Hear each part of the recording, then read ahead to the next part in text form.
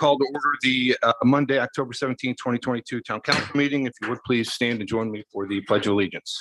I pledge allegiance to the flag of the United States of America, and to the republic for which it stands, one nation, under God, indivisible, with liberty and justice for all.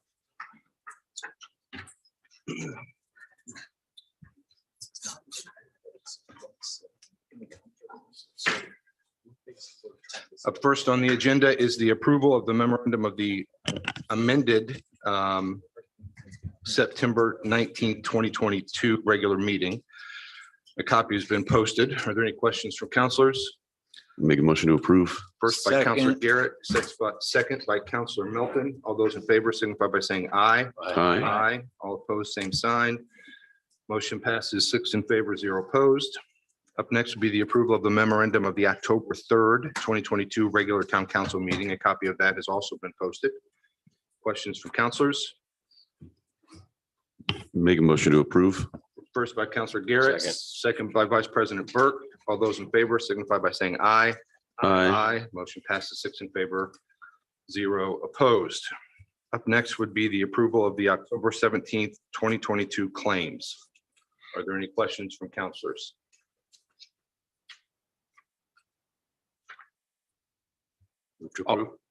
First by Councilor Vice President Burke. I'll second that motion. All those in favor signify by saying aye. Aye. Aye. All those opposed, same sign. Motion passes 6 in favor, 0 opposed.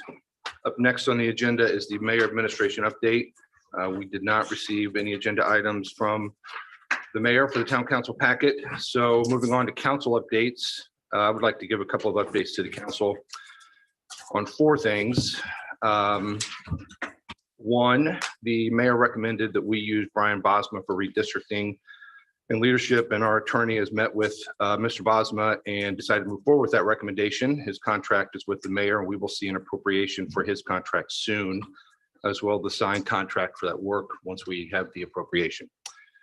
Number 2, I've received a number of emails, especially lately. This is more for the public than the council, but I've received a number of emails lately requesting a modification to the golf cart ordinance. I would like to let everyone know that we are reviewing that ordinance, which includes the cost and scope of that ordinance. I hope to have a modified ordinance before this council by the end of the year. Number 3, I have had personally a scheduling conflict with the ARPA meeting scheduled for Tuesday, the 25th. I'm moving that to Monday, the 24th at 5:30 here in the town council chambers. So Monday, the 24th, here at 5:30 in the town council chambers. And then lastly, you'll recall that in the last meeting, the council requested any immediate needs from the police department or the fire department that could be advanced into 2022 to circumvent supply chain issues. Captain Sterling has forwarded about $169,000 worth of items that the police department would like to have moved into this year. As a result, we will likely see that in the next couple of meetings so that we can get those orders processed. Is that an out of the budget? Yes, my understanding that those are items that would be, yes, so they would be removed from 23 and brought into 22. And I've got a list of those items I can certainly forward to everybody as we move that process along. Any other updates from council? I have one request, I guess, of the administration. I keep getting asks about the Gateway area, and I would love to hear an update there. We funded a study there. We went through that study. I haven't heard anything since then. I'm very curious. I think the public is curious about what is going on, if anything, with that area. If you're all right with it, I'll send an email to the administration and ask them Yeah, for that'd be great. whatever update they could provide. I appreciate that. Up first is old business is a consideration of the Hussey Mayfield 2023 budget adoption. I believe Sarah Moore is here, the executive director. I don't know if Sarah, if you want to come up or if council has any questions. I know we went through everything at the last meeting. Okay. Yeah, I mean, I don't particularly have any questions either. I would actually make a motion to approve the budget. Second. Second by Councilor Garrett. All those in favor signify by saying aye. Aye. Aye. All those opposed, same sign. Motion passes 6 in favor, 0 opposed. Up next would be a consideration of ordinance establishing a health fund. This is a final reading. This is ordinance 2022-18. We have Kelly here. Again, this is something we went through at the last town council meeting. Councilors, do you have any questions for Kelly regarding this particular ordinance? I'll make a motion to approve. First by Councilor Garrett, second by Councilor Choi. All those in favor signify by saying aye. Aye. Motion passes 6 in favor, 0 opposed. Likewise, up next, consideration of ordinance establishing the FSA fund. This is also a final reading. This is ordinance 2022-19. Any questions for Kelly? I will make a motion to approve. Second by Vice President Burke. Those in favor signify by saying aye. Aye. All those opposed, same sign. Motion passes 6 in favor, 0 opposed. Up next on new business, this is a consideration of the 2023 budget for the town of Zionsville, Indiana. This is a first reading and public hearing. This is ordinance 2022-20, and I believe we have Kelly Adams and Tim Berry here for discussion. Who would like to come up?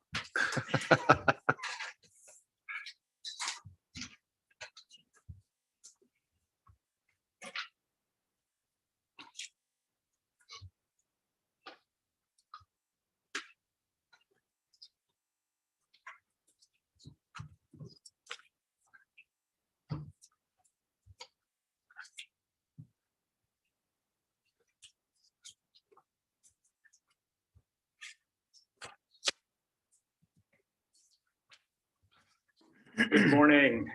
Morning. Morning. Tim Berry with Crow, the town's financial advisor. You received for the public hearing as advertised for appropriately on the DLGF website based upon comment and feedback that was received at the budget workshop that was held back on, I believe, 24th of September upstairs. That was also held during a public meeting. At that time, changes from that meeting largely were based on feedback that was received from the council to include so that you could see what the impact would be. The cost of longevity pay, the cost of moving employees to midpoint, as well as getting rid of at that time, proposed salary increase and proposed bonus structure and moving that all into a salary increase. And that is what is presented to you. There were some other minor changes as well that you would have received last week, and that is presented for you. Given this, the proposed budget structure has been noted and discussed on many occasions.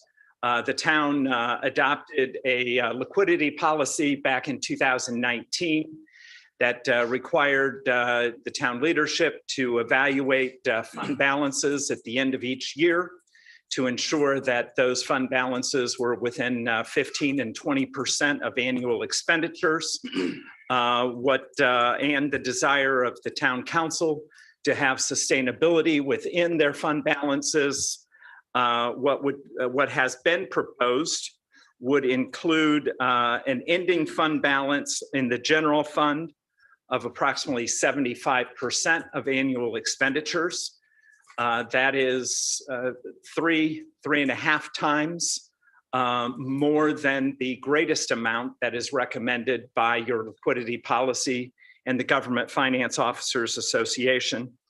You also would have balances within your CUME-CAP Development Fund of a consistent amount, 79%, and your CUME Fire would be at 46%.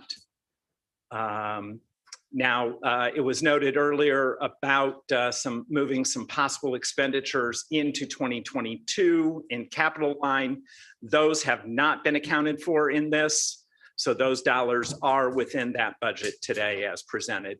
which could be amended if you were to move those into 2022 by reducing those dollar amounts. Tim, what's the process to amend that? Just so we're all familiar. So in order to adopt those expenditures in 2022, you would have to pass an additional appropriation, advertise for that, pass an additional appropriation, and pass those expenditures. You would then be able to make a motion at the table to reduce those budget lines accordingly from the budget prior to passage.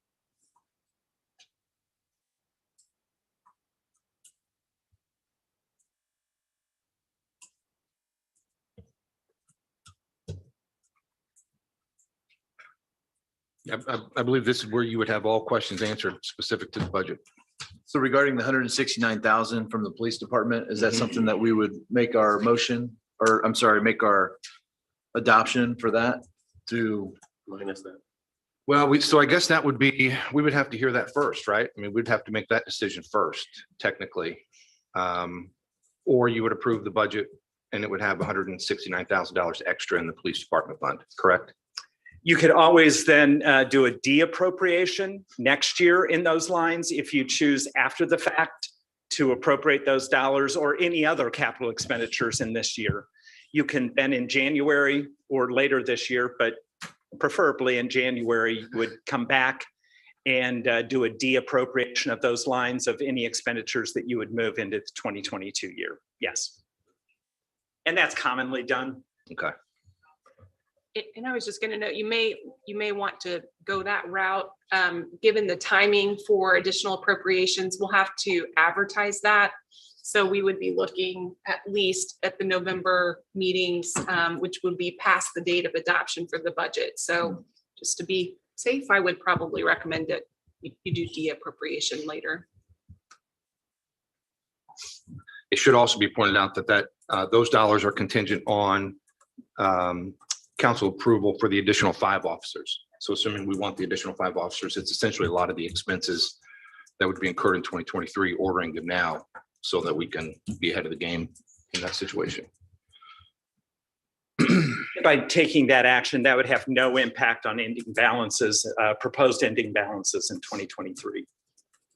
So those balances would still remain the same.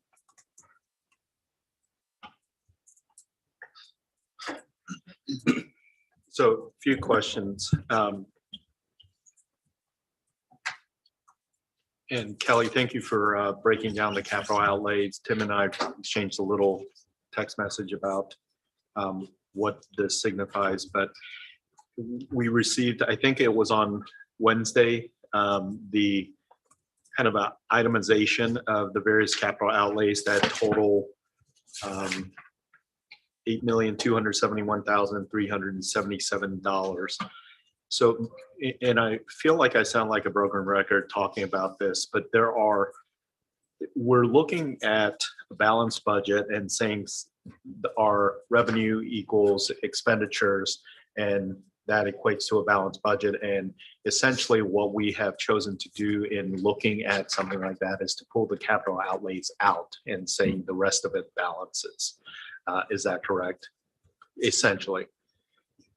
In looking at a budget, you need to look at the budget holistically. Right. And you can't really look at it piecemeal. You really need to look at it as a total and a sum total of revenues and expenditures. And while some dollars are fungible, other dollars are not. Your capital expenditures certainly are in that classification as not being fungible. You have separate tax levies for both your CUME Fire as well as your CUME Cap Development Fund. And those levies are set by statute. Those are not set based upon the budget. Those are set by statute and the statutory limitations of what that rate shall be, and then based upon the assessed value.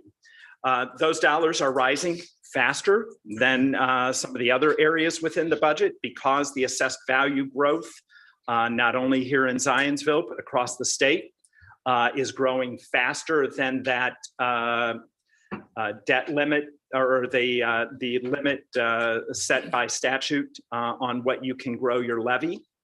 And so I believe this year, I don't have the number in front of me, but I want to say assessed value growth was somewhere in the neighborhood of 19%, 20%.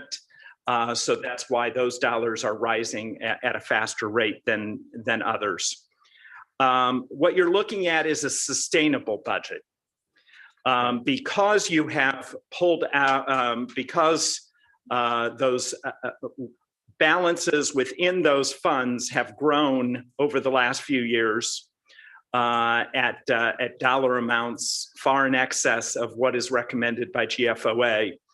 I think the intent was that this year the town would potentially look at making an investment, some of the necessary investment in manpower due to the growth in the town, in public safety, in planning specifically. Those are some of the areas largest associated with the additional staffing and the additional costs that go with those additional employees accordingly. As well, there were a lot of capital expenditures that were not spent, and those capital budgets balances have grown. And so the intent was to invest in some of those capital expenditures in police, fire, and certainly within Department of Public Works. Those are capital expenditures. Yeah, and we've gone over all of that. Yep. Several times before, and I understand that. I think we all understand that. The breakdown, why I have some heartburn over this, and when you broke it down, I started realizing, well, under DPW, as far as capital outlays go, we include things like tree services, sidewalk replacement, street light repair, street repair. Street repair comes in at $1 million. Since I don't have this breakdown from years previous, is that roughly about how much street repairs are each year? I'm going to look to Lance. Okay, so to me, I understand that, as odd as it seems, that falls under capital outlays instead of an operational expenditure. But when we're actually looking at a balanced budget, that should factor into whether we have a balanced budget or not, because revenue should equal expenditure, and these recurring capital outlay expenditures, to me, is part of an operational expense. That's why I have some heartburn over this, because it's now included in that what looks like an area that we're going to use to spend down our reserves, our funds. So if we keep doing this year after year over the course of, these are things that has to be paid year after year. These aren't things like, and I fully understand, when we look at fire engine for $1.1 million, that's something that we use the funds for and have saved the reserve for to be able to utilize that. But when I look at street repair, to me, that should be part of kind of the balanced, but quote unquote balanced budget. And that's not what I feel like we're doing here. I know this may be a little. Well, those are coming from MVH funds, right, motor vehicle highway funds, and that is what those dollars are intended to be spent on. Because they are for infrastructure maintenance, they are required to be a capital expenditure line within the operating budget of MVH. No, I perfectly understand that. In years previous, we have tried to say within the budget, balance the revenue with the expenditures, and that's a balanced budget. We have chosen to then take out certain things like a fire engine and say that comes out of the reserves because it doesn't recur at year after year, and therefore we still have a balanced budget when we take that. We now have a lot of things in here that mentally, for me, is a recurring expenditure and an operational expenditure. So when we say we have a operational deficit of $220,000 was what your email had said, I see it as even greater than that, because mentally, to me, I would be moving street repair of $1 million into that. Now all of a sudden we have a $1.2 million deficit in a balanced budget. And then there are a variety of other things.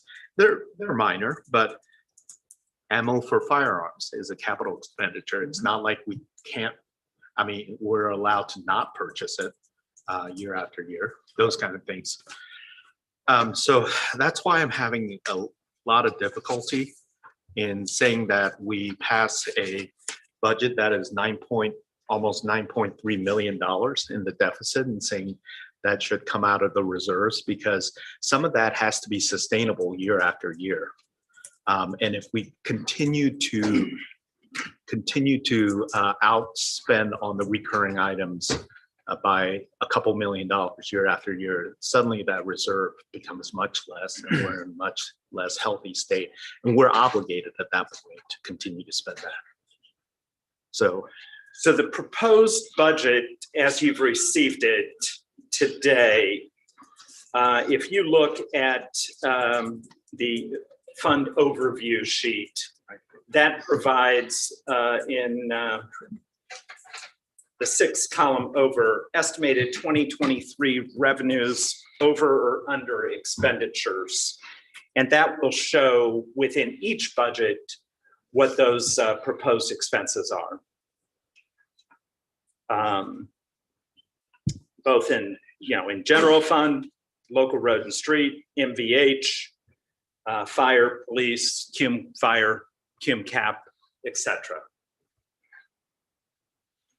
Tim, are some of those just by legal government definition capital expenses? Even though, I mean, I'm tracking with Alex that some of these feel like operational expenses because they're expected every year. And I feel like maybe what you told me before was that they were, they just had to be defined that way. Is that correct?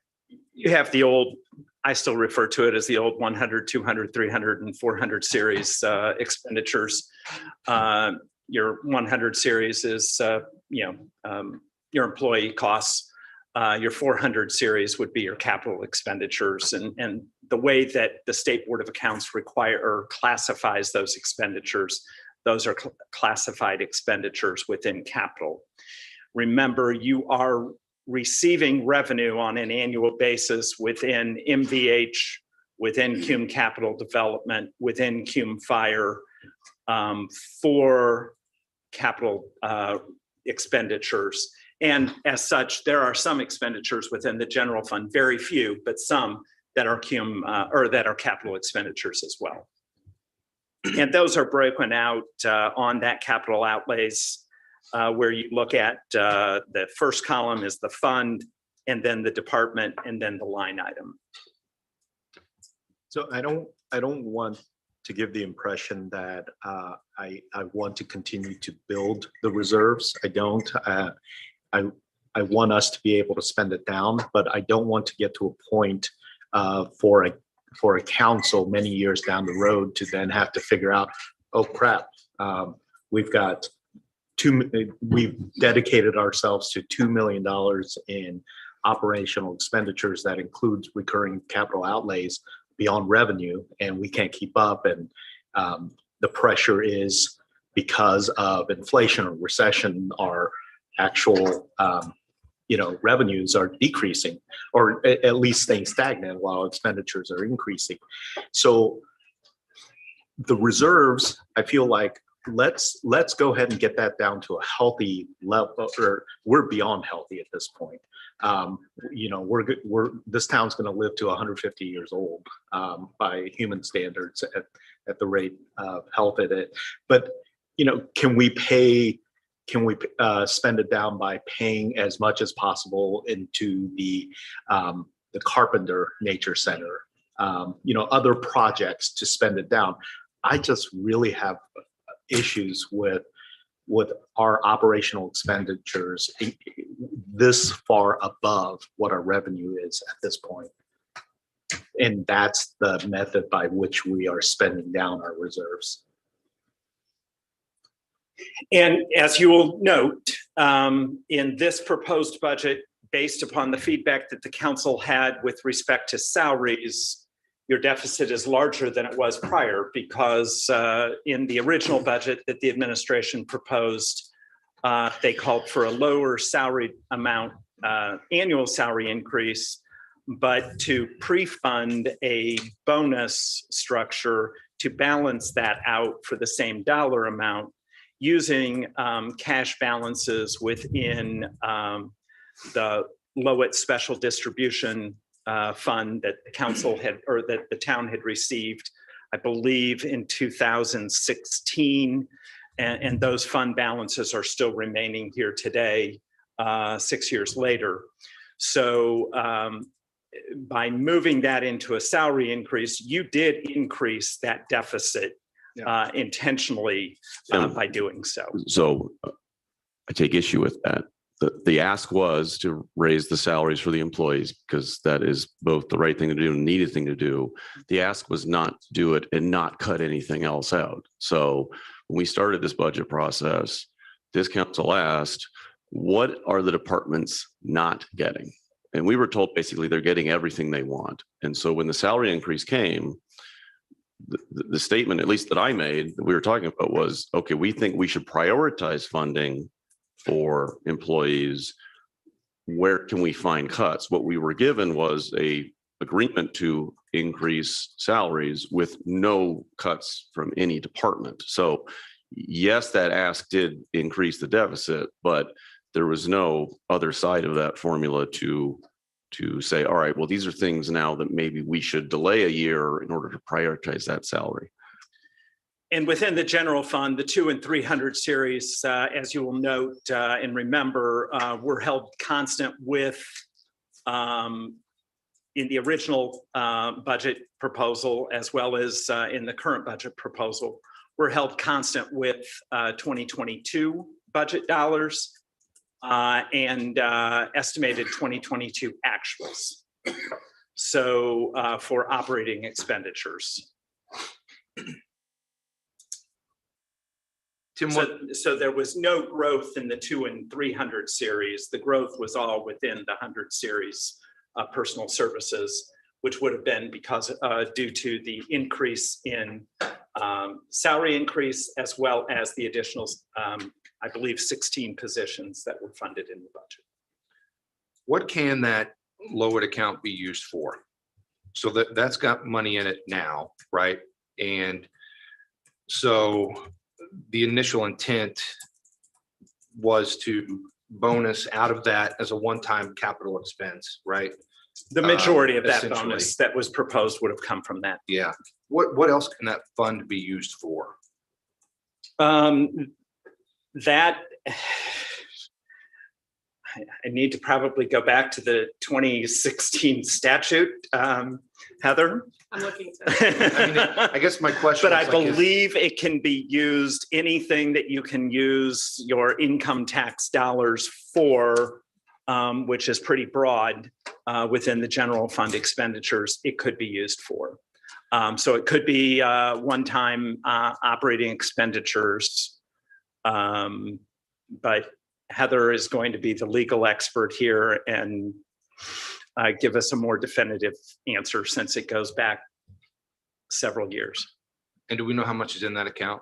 I want to say it's 433,000 roughly.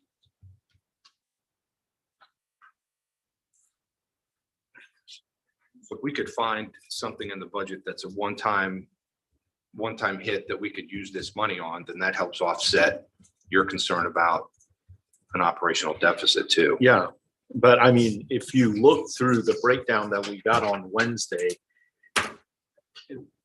I'm pointing out a few of these things, but basically, like the whole DPW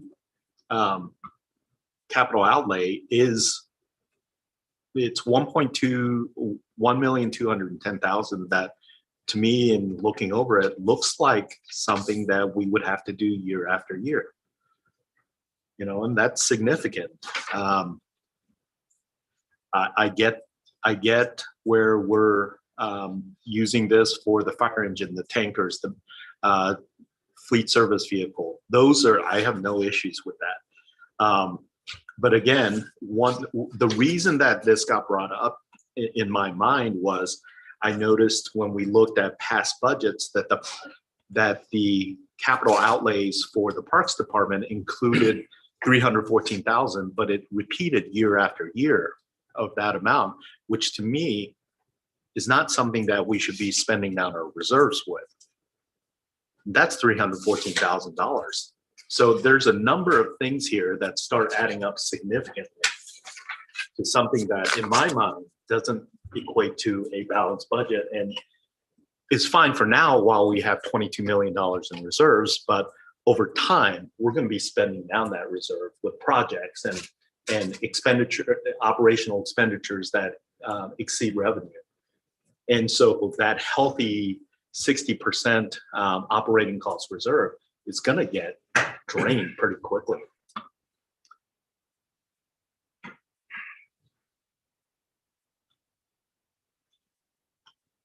Am I wrong in this, or does it make sense? No, I mean, I don't necessarily disagree with that. I mean, it's, I also think we are at a spot where we need to consider, as we all know, spending some of this money down.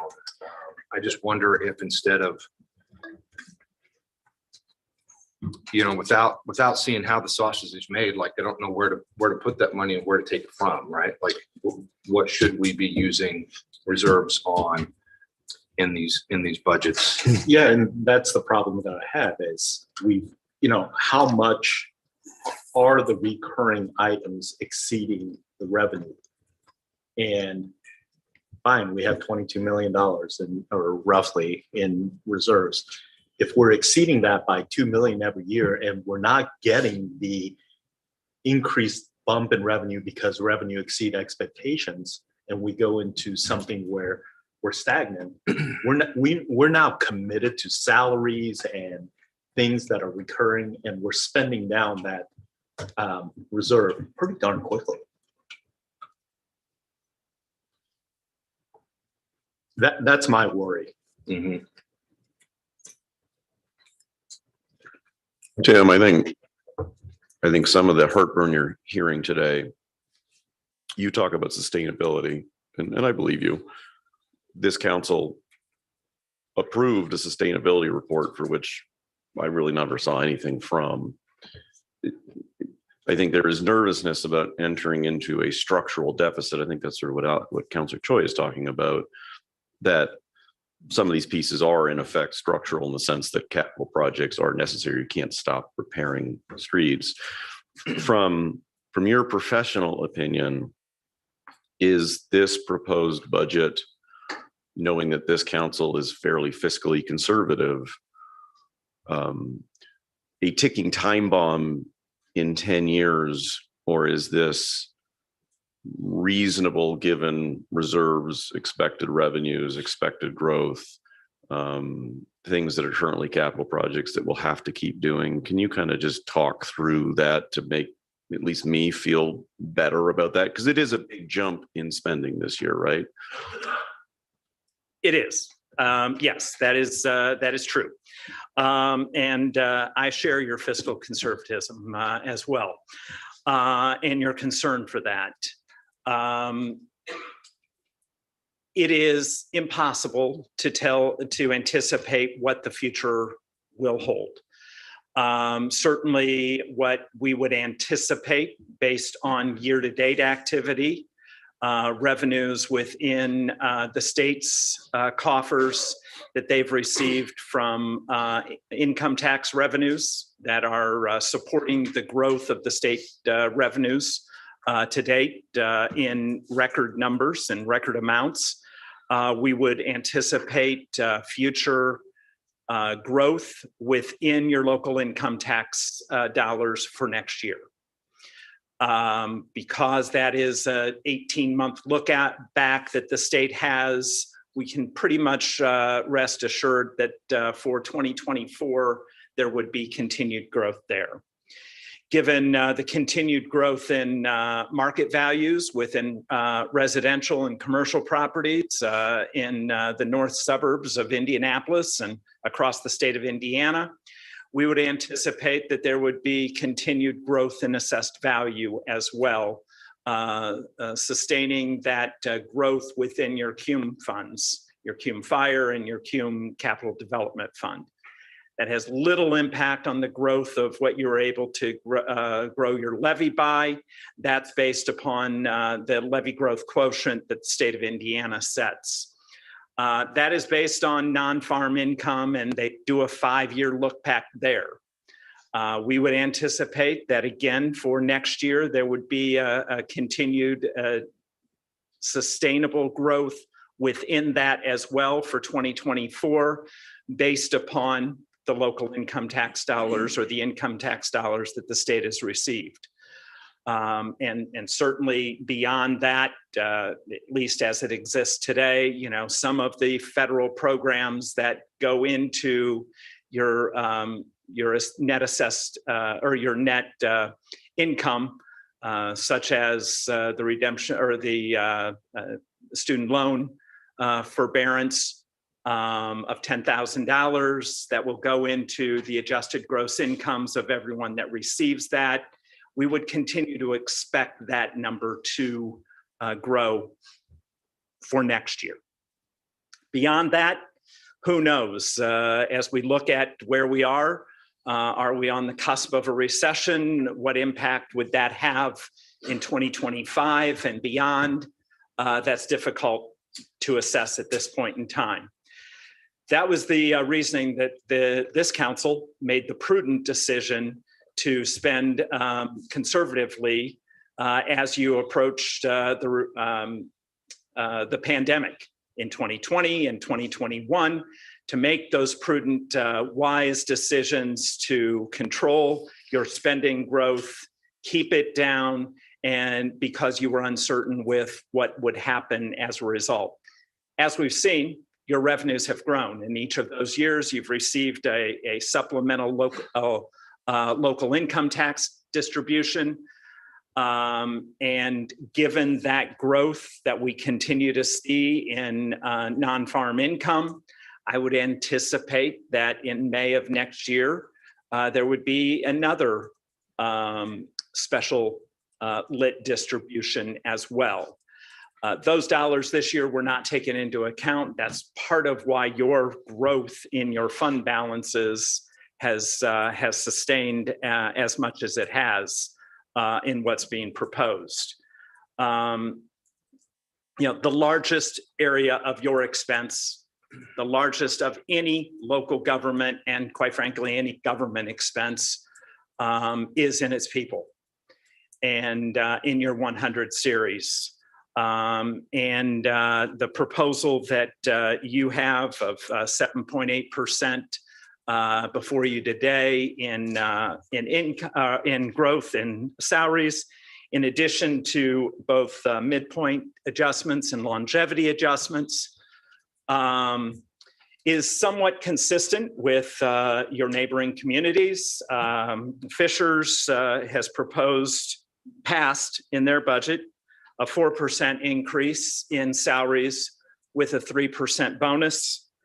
Carmel passed a 5% increase with a 3% bonus. Noblesville passed a 3% increase with a 5% bonus. Westfield, I believe, I'm not positive on this, has a 5% proposed increase within their budget as being presented today, or I think it was last Thursday that their budget was presented. So those increases overall are consistent with what you are providing.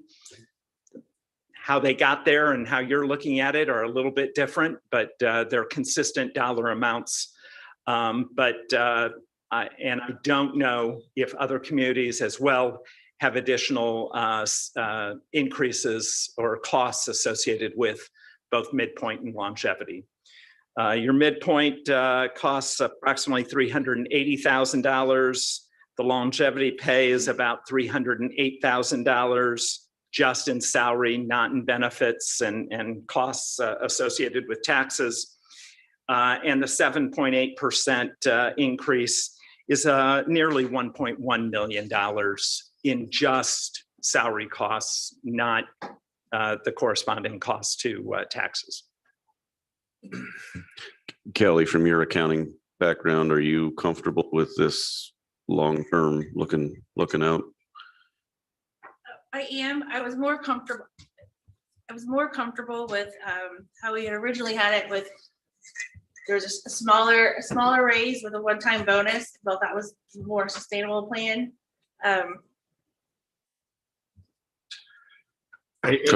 And I think I agreed with you back then that instead of just giving a permanent raise, that we should bonus it out to be able to have that flexibility to address issues if we came along with it in the future.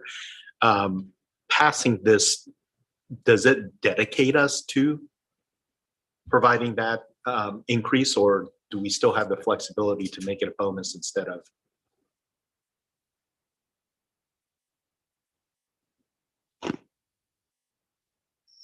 You would be passing the dollar amount within the line item. So how you would allocate that would be based upon the salary ordinance that you would then pass. I believe in November, we have it scheduled to pass. Yeah, and that's kind of what my mind was, that we're not fully committed to that. That gives us a little flexibility.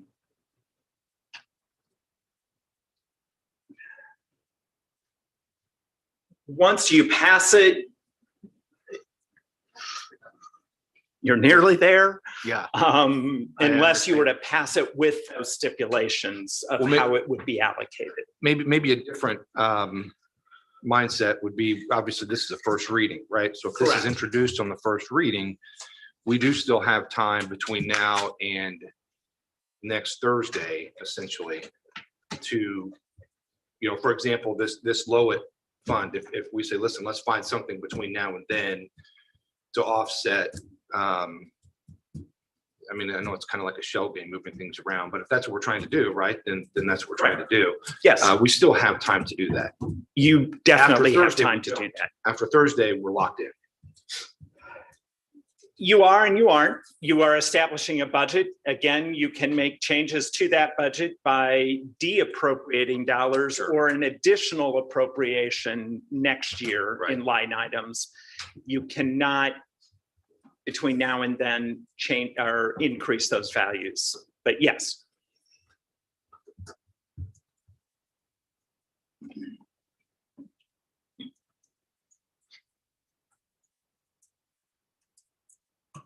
Questions from counselors? Not really a question. I just want to kind of make a statement or go over a little bit of a timeline. So we had our budget workshop on September 22nd. On September 23rd, I emailed the mayor, deputy mayor, Kelly, the CFO, and copied Tim Berry, and just asked that if I could get a breakdown of any expenditures within the budget that were for long-term planning. So a comprehensive plan, anything that's a long-term planning project that's in the budget, could I get an itemized list of those? That email was sent on the 23rd of September. On the 27th of September, I did get an email back from the mayor that I get that list ASAP. We then had an October 3rd town council meeting. It was addressed during that town council meeting that I still had not gotten that list, but that I would get it. And then as of today, I still haven't gotten that list. And in the email that I sent, I said, the reason I want this list is because I want to pull, I was being very transparent. I wanted to pull these items from the budget without unintentionally impacting other areas by me having to make an estimated guess of what these would cost. But I did state that, if I didn't get it, I would do my best to pull those items as an estimate in my mind. So my intention is to amend this budget to pull out, it ended up being, I added it up here. $220,770 in contractual services from this budget. And that's not to say that we won't spend those dollars, but this way it's not in there to be spent as desired or, without coming back to the council. That way, when the contractual services that would fall within these buckets, and I can outline, and I will, I assume, I'm hopeful that I'll be making the motion on this, but I can outline which departments those funds come from. But that way, when a contractual service comes up that we need, it will have to come back here for an additional appropriation rather than just moving forward with that. Because any long-term planning, I was told, any long-term planning projects would come from the line items for contractual services. Did that make sense? I just want to make sure everybody understands where I'm coming from. Okay.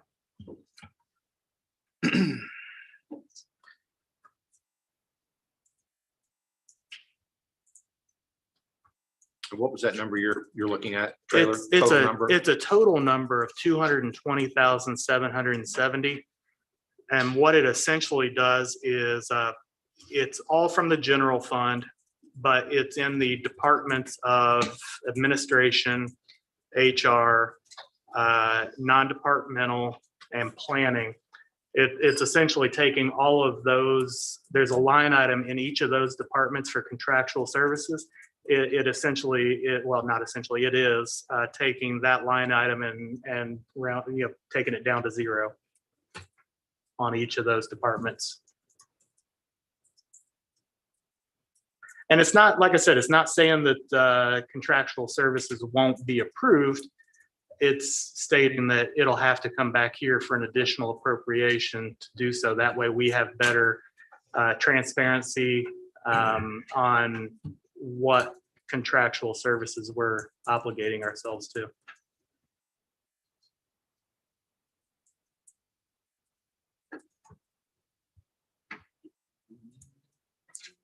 Yes, I thought, I guess I thought the question, and maybe I misunderstood, was what we were spending above and beyond previous years. So with that, that's why I've had a kind of a hard time answering you, because I only know of the 150,000 that's in there for the police and fire building study, and then I believe another 50,000 in planning. But I'm happy to get you the breakdown of what we currently spend on all the contractual services.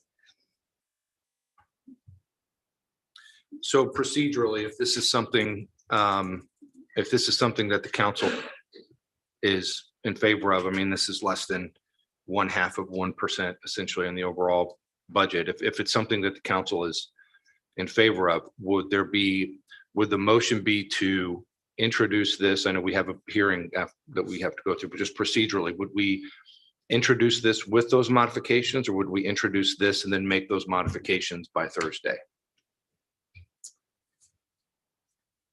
Go ahead, Tim. I'm looking at Heather because she's the attorney, but I Heather's looking believe at you you. need to introduce the advertised budget, and then you would make a motion to make any amendments to that. And you could do that after the public hearing, or at the public hearing today, or next week at the budget approval adoption date of the 27th. And I do agree with that. The only thing I was going to note is making sure that, Kelly and Tim have enough time to move things around, because some of these movements will take a lot of work, will take a lot of effort to just get everything in the right order. So at least to be able, if you are, contemplating changes that you want to see adopted at the final meeting next week, I think we do need to make sure we communicate those through Jason as soon as possible. So if there are things that even come up in the public hearing or after, if there are things You can basically change, anything in the budget at this stage between now and next Thursday with As the long as final it's down, adoption. not up. Yeah, really changing anything. You just can't change it in how it's tax supported. So I always say, I call them buckets, but where the bucket of money came from, there's specific uses that you will need to use those dollars for example, fire department, general fund. But you can change them around and reduce any, item. After the Changing adoption by the council, assuming the council adopts on the 27th, the town then has 5 days after that point in time to update the numbers into Gateway for the final, with the final adoption to Gateway for DLGF to begin working through the budget process on their end to establish the corresponding tax rates. So that is oftentimes contemplated that there will be changes made, but certainly, as Heather said, if you anticipate any of those in advance, earlier notification is certainly easier so that they can begin working on those changes. One quick question on capital outlays for the line items. I don't know if I missed this, but when you get down to the bottom, it's CCD funds. It goes IT equipment, CCD, IT category total, 50,000. And then non-departmental right underneath that, it's land. Then the next line item is construction, and for a total of about $500,000. What are those for? Those monies for? Is that? I think I have an idea, but I just wanted to get it on the record. Well, the land is for the property. Oh, shoot. 875. Yes. So I had brought it up to council earlier this year about paying that off. And we went ahead and decided to go ahead and put it in the budget. That way, everybody, public works, parks will be able to start utilizing that property without constantly having to get permission. And then the 150,000 in construction is that for a pathway? That's where. I think that's I'm building getting planning. a head shake from Lance. That's not. I think that's building planning, isn't it? Yes. That's the plan for this would be one of the studies to determine Public safety building. public safety building, police and fire. That's a plan, not construction. I believe. No. Yes, yeah, that's under CCD, construction, non-departmental. Yes. Building planning is the description, line item breakout. Okay, thank you. So understanding, Counselor Traylor, your intent to get a breakdown of all the contractual services. And some of them may fall within the frameworks of what you're wanting removed and some may not. Are you wanting to wait till you get a list, or do you just want to whack them all entirely? No, I mean, I stand by what I said. Is Sure. Take them down to zero and let them, we'll come back for additional appropriations as needed is, because whether there was a misunderstanding or not, I wouldn't know. And the reason I wouldn't know is because I never got what I asked for to respond back and say that wasn't what I was asking. It was pretty clear in the email. I stated that I'm making a request, and I'm reading verbatim here. I'm making a request that Kelly send me an outline of all long-term planning projects along with budgeted expense amounts tied to those for 2023. I will propose removing those expenses from the budget in a similar manner as I did last night, referencing the workshop. If the administration wishes to counter that request, you will have the ability to do so, and I will honor that. I will honor the will of the council majority. If I don't receive that outline, I will do my best to estimate those expenses on my own, and still will request a reduction in my best educated guess as to the amounts and line items associated. I'd rather have the actual amounts you're using for the budget request as not to unintentionally reduce line items beyond my desired outcome. So I feel like I was pretty clear, and but I never got, so I stand by what I stated. I think we should take the contractual services for those four departments down to zero, and as we have a need for contractual services, those department heads can come to the council for an additional appropriation. And I support your approach, Councilor Trailer. So that would be just to be clear, if there are requests for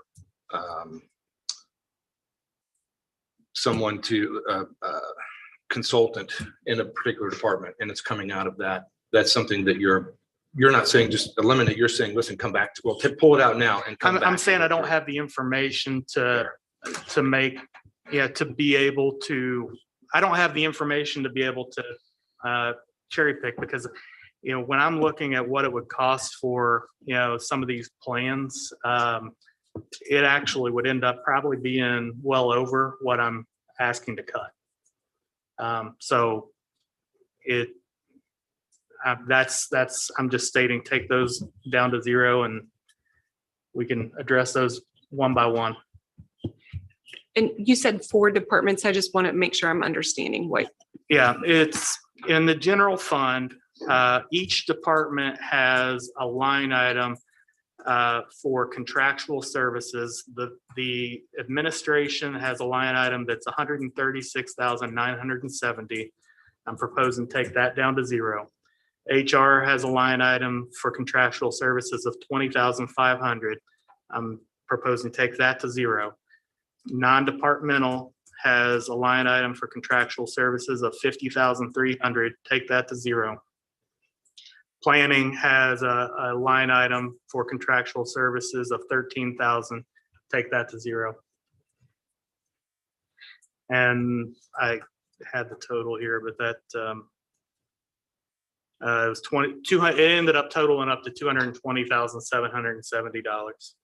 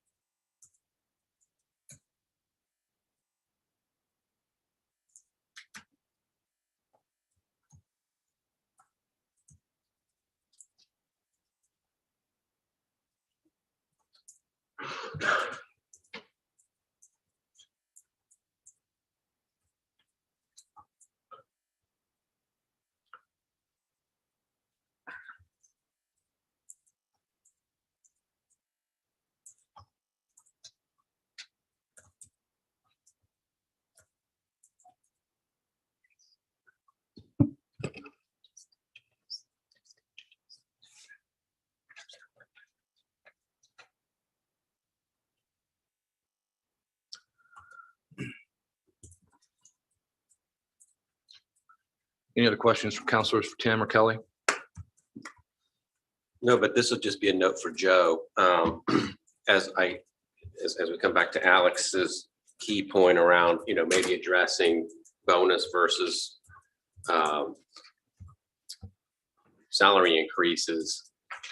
And it sounded like a lot of the neighboring communities, particularly across the north side, are going more with a bonus approach as opposed to what we were trying to accomplish. I think the main rationale, at least for me, was that we had done the study, and the midpoint being, I don't know where they already are. So my understanding was we probably weren't where we needed to be. And Joe, I don't know if you have to answer. I just wanted to, you can come up if you want to.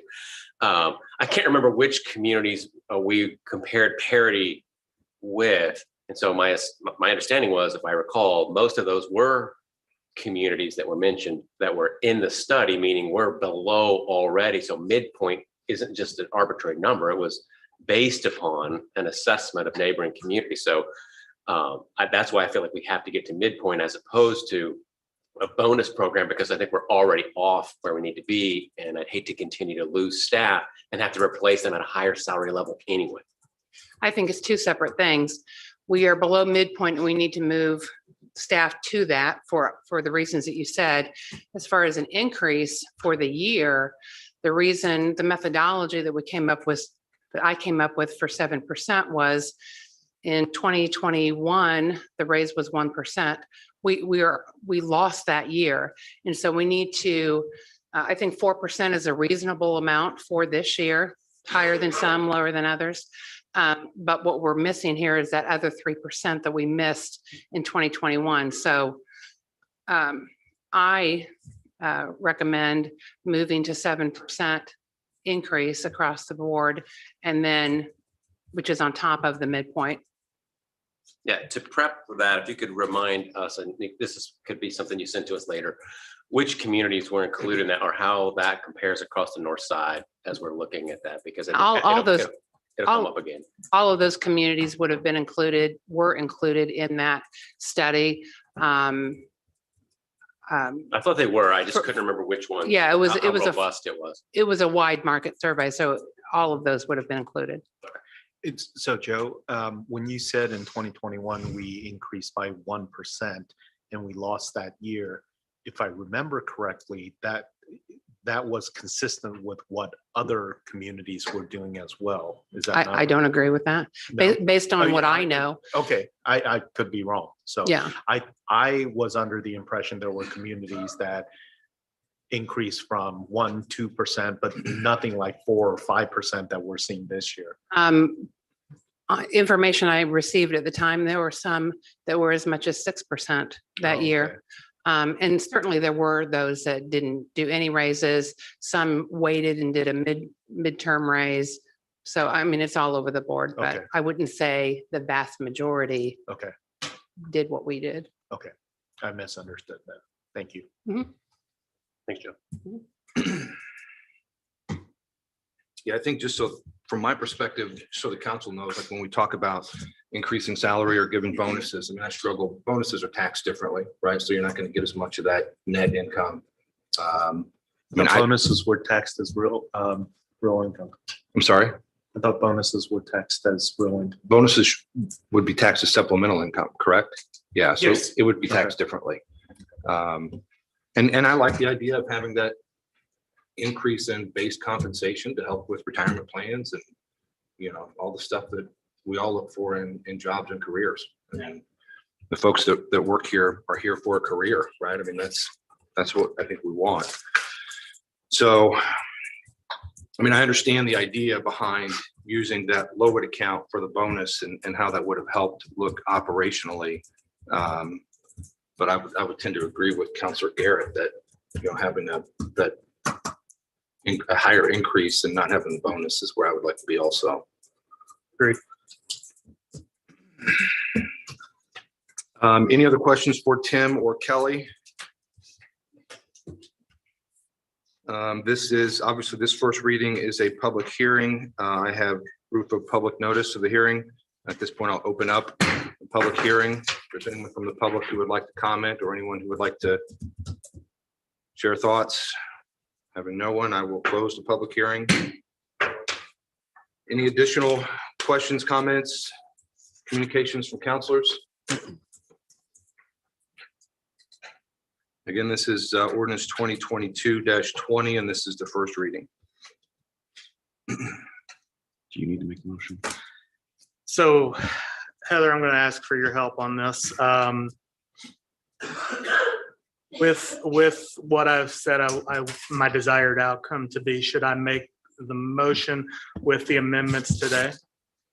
Yes, you can. If you want to, if everyone is in agreement that they want that removed, then you can definitely go ahead and do that. And then you can still make additional amendments going into the meeting on the 27th. All right. Well, I guess we'll find out if they're in agreement. I would make a motion to introduce. Hold 1 second, real quick. Just one question. If this motion, if the motion that we all believe is going to happen comes through and it's approved, and there's information between now and Thursday, can this be modified? Yes. Okay. All right. Sorry. Go ahead. I'll say, I am really uncomfortable with this budget. And you all know why, since we've gone over it ad nauseum. it will require a very detailed look in future budgets if we pass something like this to make sure that we are controlling the expenditures properly with the growth that we're seeing. I just don't think that, this is okay if our revenues continue to increase like they have in the past. But if that ever stagnates, we are going to be in trouble. So are a lot of communities. It won't just be us, because I think we're all addressing it the same way. But and I'm guessing this budget will pass eventually, but it really makes me uncomfortable for future councils and what they're going to be saddled with. So, just wanted to put that out there. All right. I will make a motion to introduce the budget on the first reading with the following amendments. In the general fund for administration, to reduce the contractual services line item from 136,970 down to $0.